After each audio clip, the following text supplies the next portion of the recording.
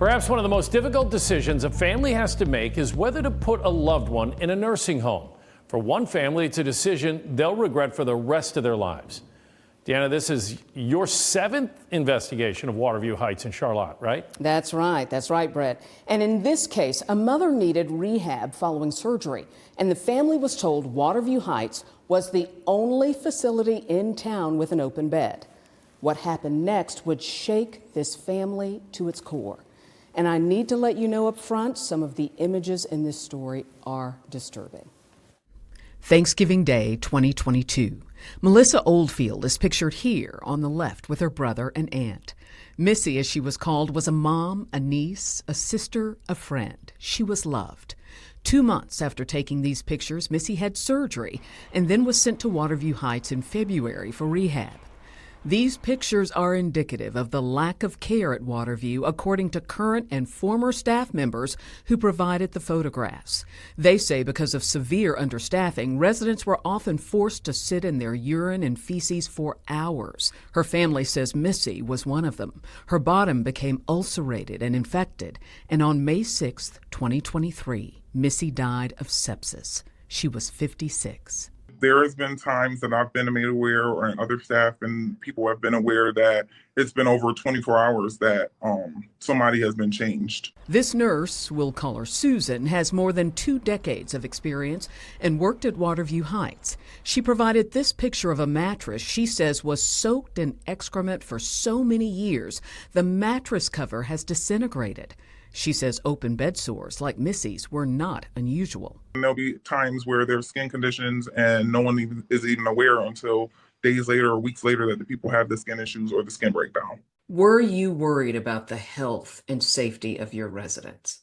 Yes, ma'am. I've done several anonymous reports to the Department of Health about the condition of the residents, and I just could not stand to see people like that. Susan is now working at another facility, but she wants to remain anonymous because she believes leaders at Waterview would retaliate. I have been told by other people that they can smell feces and urine. Oh, absolutely. Johnny Levert was a Waterview resident who I interviewed by phone 3 weeks ago.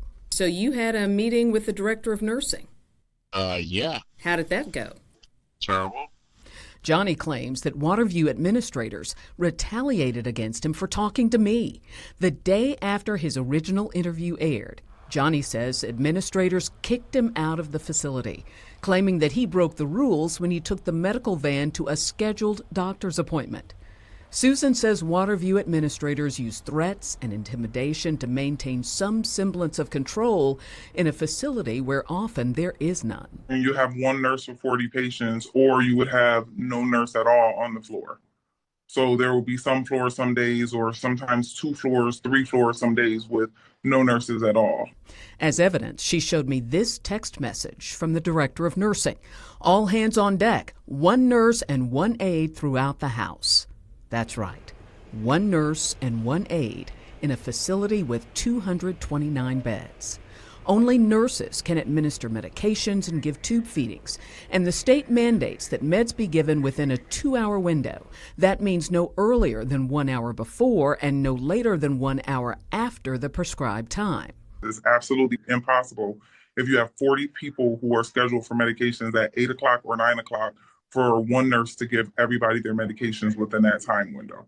And if a resident does not get his or her meds, Susan says the state requires Waterview staff to complete documentation called an audit. Time frames would be mixed up, or they would just add dates and times that audits were done when audits were not being done. So the paperwork was being faked for the state. They were being falsely documented. Yes, ma'am. Susan says she actually witnessed Waterview leaders falsifying documents that they reported to the state. But she believes state health investigators are not doing enough. I think that more pop-ups should be done when people are unaware. I think that they should stay for longer periods of time. And overall, in my opinion, I just feel that the building should just be shut down itself. Now, the company that owns Waterview, the Grand Healthcare System, will not answer any of my text messages or my emails about the allegations in this story. As for the Department of Health, the spokesman answered none of my direct questions about Susan's allegations. Instead, It released a statement saying it is committed to holding nursing home operators accountable. On our website, I've provided a number of tools to help you do research on the quality of your nursing home. That's in the body of this story on our website, WHEC.com.